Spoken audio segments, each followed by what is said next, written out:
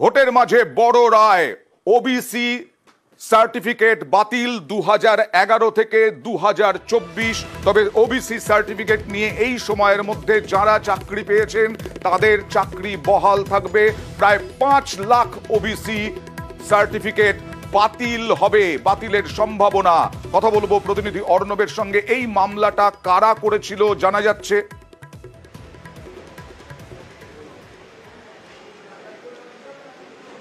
দেখো মহিন্দা, একাধিক মামলা হয়, তবে 2010 পরবর্তী প্রায় 3টে মামলা হয়। তবে মূল মামলা দুটো বিষয় না বললেই নয়, অন্তত নিউজ 18 মামলা দর্শকদের। তা হলো এই মামলা যিনি করেছিলেন, যে অ্যাডভোকেটের হাত ধরে এই মামলা শুরু হয়েছিল হাইকোর্টে, সেই অ্যাডভোকেট এখন কলকাতা হাইকোর্টের বিচারপতি। তিনি ছিলেন আইনজীবী কৌশিক চন্দ। তিনি এই মামলা শুরু করেন, তার হাত দিয়ে হয় 2010-11 সালে। এবং এই মামলাটা শুরুতে আসে রাষ্ট্রীয় স্বয়ংসেবক সংঘের পূর্বাঞ্চল শাখার তরফ থেকে এই মামলা হয়। এবং গত 14 বছর ধরে আরএসএস এর তরফই কিন্তু এই মামলার তদারকি করা হয়েছিল।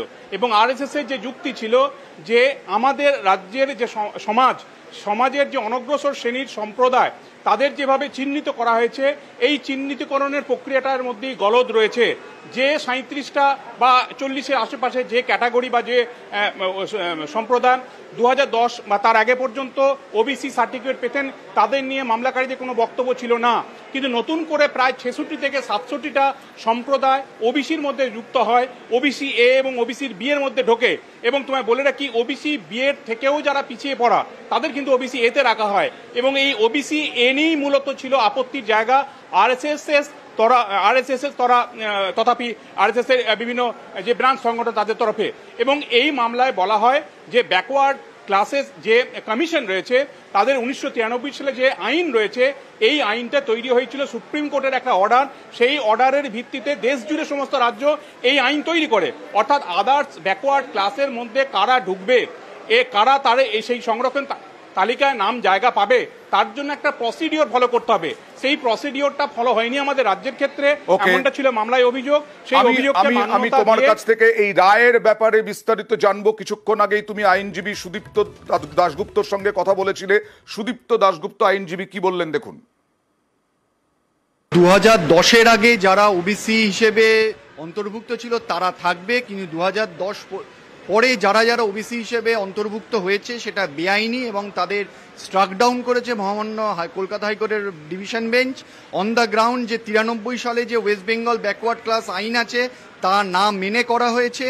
কিন্তু 2010-এর পরে ওবিসি সার্টিফিকেটের ভিত্তিতে যারা চাকরি পেয়েছে বা চাকরি পেতে চলেছে তাদের চাকরি থেকে যাবে হিউম্যানিটেরিয়ান গ্রাউন্ডে। কিন্তু আজকের দিনে দাঁড়িয়ে শুধুমাত্র 2010-এর আগে যারা ওবিসি পেয়েছিল তারাই থাকবে। 2010-এর পরে কোনো কাউকে আর ওবিসি বলে গণ্য করা হবে না। নতুন করে কমিশন, ব্যাকওয়ার্ড ক্লাস কমিশন 93 সালের আইন মেনে নতুন করে ওবিসি লিস্ট যদি তার রাজ্য তৈরি করতে চায় তৈরি করতে পাবে। এতে আরও প্রমাণ হলো যে ওবিসি লিস্ট তৈরি করাতেও 2010-এর পরে দুর্নীতি হয়েছে। আবার যাব অর্ণবের কাছে। অর্ণব, এই যে সুদীপ্ত দাশগুপ্তর কাছে শুনলাম যে তার মানে প্রমাণ হলো 2011 সালের পরে ওবিসি তালিকা নিয়ে দুর্নীতি হয়েছে।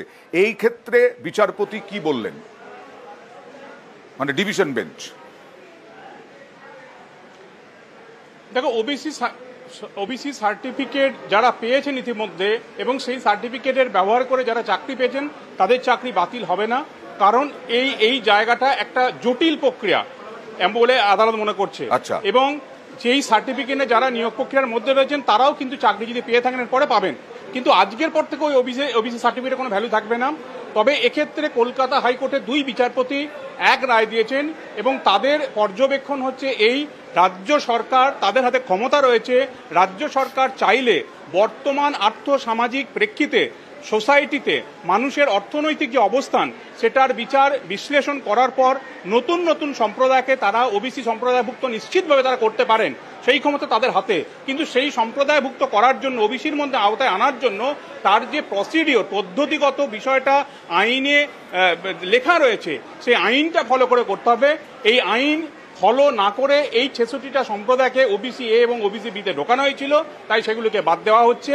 কিন্তু যেহেতু একটা বেনিফিট অফ ডাউট রয়েছে, যিনি ওবিসি সার্টিফিকেট নিয়ে চাকরি পেয়েছেন তার তো কোনো দোষ ছিল না, তাকে তিনি অ্যাপ্লাই করেছেন, তাকে রাজ্য সরকার সার্টিফিকেট দিয়ে তিনি চাকরি করছেন। কাজে আজ যদি তার চাকরিটা চলে যায় ওই সার্টিফিকেটটা ইনভ্যালিড বলে, তাহলে সেই ফ্যামিলি বা তার চাকরি নিয়ে আবার একটা নতুন করে সমাজে একটা অন্যরকম পরিস্থিতি তৈরি হবে। আমরা কিছুদিন আগে দেখেছি এসএসসি 26,000 চাকরি বাতিলে কি পরিস্থিতি তৈরি হয়েছে গোটা সমাজের মধ্যে। কাজে এই জায়গা থেকে রেট্রোস্পেক্টিভ এফেক্ট বা যেটা বলা হয় আমাদের, সেটা ক্ষেত্রে হলো না। অর্থাৎ ওই সার্টিফিকেট বাতিল হলো, এই বাতিলটা আগের সময়কালে বাতিল করা হলেও সেটা কিন্তু তাদের চাকরি বাতিলের ক্ষেত্রে প্রযোজ্য হলো না। তবে একই সঙ্গে রাজ্য সরকার যত দ্রুত তারা পারে লেজিসলেচারে এই বিষয়টাকে সামনে নিয়ে এসে নতুন তালিকা তারা পাশ করে আইন মেনে নতুন করে ওবিসি তালিকাভুক্ত এখনো পর্যন্ত কিছু জানা যাচ্ছে এই বিষয়টা নিয়ে কি শীর্ষ আদালতে চ্যালেঞ্জ করবে রাজ্য সরকার? দেখো, সব থেকে যে বড় ধাক্কার জায়গা হতো অয়ন্দা, সেটা হচ্ছে সার্ভিস যদি লস্ট করতো। অর্থাৎ এই 5 লাখ মতো সার্টিফিকেট ইস্যু হয়েছে, যেমনটা আইনজীবীরা বলছেন প্রায়, সেই 5 লাখ বাতিল হওয়ার সম্ভাবনা, এবং সেখান থেকে যদি 20,000, 30,000 বা 40,000 লোক মানুষ চাকরি পেয়ে থাকেন, সেই চাকরিগুলি যদি বাতিল হয়ে যেত, সেক্ষেত্রে সরকারের একটা বড় মাথা ব্যথার কারণ হয়ে থাকতো। কিন্তু যেহেতু চাকরিটা যাচ্ছে না, কাজে রাজ্য সরকার, আমরা যে সূত্রের মধ্যে খবর পাচ্ছি, তারা এই বিষয় নিয়ে আইনি পরামর্শ করবে, বিভিন্ন সিনিয়র বা আইন বিশারদদের সাথে কথা বলবে, তারপরে এই বিষয়টা নিয়ে তারা সিদ্ধান্ত নেবে। কিন্তু এখনই রায়ের কপি হাতে না পেয়ে, না পড়ে তড়িঘড়ি কোনো সিদ্ধান্ত নেওয়ার পথে হয়তো আমি আসবো। রাজনৈতিক চর্চাও শুরু হয়েছে, কিন্তু তৃণমূল মুখপাত্রদের সঙ্গে আমরা কথা বলার চেষ্টা করেছিলাম, এখনো পর্যন্ত পাওয়া যায়নি। বিজেপি যদিও তৃণমূলের ঘাড়েই দোষ চাপাচ্ছে এবং তৃণমূলের দিকেই আক্রমণ বিজেপির, খুব স্বাভাবিকভাবেই। দেখুন, শ্রমিক ভট্টাচার্যের সঙ্গে কথা বলেছিলাম আমরা। তৃণমূল কংগ্রেস যে সংরক্ষণের ব্যবস্থা করেছিল সংখ্যালঘুদের জন্য, এবং যেটা সূত্রপাত হয় বাম সরকারের আমলে, আমাদের অবস্থান অত্যন্ত পরিষ্কার। এ ধরনের ধর্মের ভিত্তিতে রিজার্ভেশন ভারতীয় সংবিধানের মূল দর্শনের বিরোধী। আজকে আদালতের এই রায়ে এটাই প্রতিষ্ঠিত হলো। এখন সৌভাগ্যের বিষয়, যারা চাকরি পেয়েছিলেন তাদের চাকরি থাকলো, ব্যাকওয়ার্ড ক্লাসের সঙ্গে কথা না বলে, তাদের অথরিটির সঙ্গে কথা না বলে, তারা যে একতরফা তোষণের রাজনীতির জন্য এটা করেছিলেন, সেটা আজকে মহামান্য আদালতের নির্দেশে পরিষ্কার হয়ে গেল। আমার সঙ্গে আছেন তৃণমূল মুখপাত্র জয়প্রকাশ মজুমদার। জয়প্রকাশ বাবু, 2011 থেকে 2024-এর যত ওবিসি সার্টিফিকেট, 5 লক্ষ ওবিসি সার্টিফিকেট বাতিল করলো ডিভিশন বেঞ্চ, আর তোষণের রাজনীতির অভিযোগ করছে বিজেপি। দেখুন, কলকাতা হাইকোর্টে ইদানিংকালে বিচিত্র অর্ডার দেখেছি, এবং কলকাতা হাইকোর্টের আমরা সবাই জানি একটা পচা আপেল বাইরে গিয়ে এখন বিজেপির হয়ে লড়াই করছে, আর ভেতরে কি পড়ে আছে আমরা জানি না। কিন্তু ঘটনাটা হচ্ছে, এর আগে 26,000-এর চাকরিও খেতে দেখেছি, যেটা সুপ্রিম কোর্টে গিয়ে মুখ থুবড়ে পড়েছিল। এরা মানুষের অধিকার হরণ করতে চাইছে কলকাতা হাইকোর্ট নানাভাবে। আদার ব্যাকওয়ার্ড ক্লাস, গরিব মানুষ, পেছিয়ে পড়া, তাদের ওপর তারা বেত্রাঘাত করে তাদের খারিজ করে দিয়ে তারা যে নজির সৃষ্টি করার চেষ্টা করছেন, সেটা আমরা উপরের কোর্টে যাব। নিন্দা করছি আমরা এই রকম সিদ্ধান্তের, যে এখানে কিন্তু চাকরি যাবে না জয়প্রকাশ বাবু, এখানে কিন্তু চাকরি যাবে না, চাকরি বহাল থাকবে।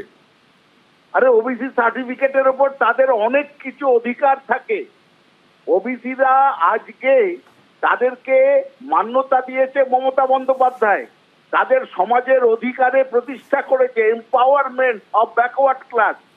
আর সেইখানে হাইকোর্টের ব্রাহ্মণবাদী কিছু লোক যদি তাদের অধিকার হরণ করতে চায়, করবে।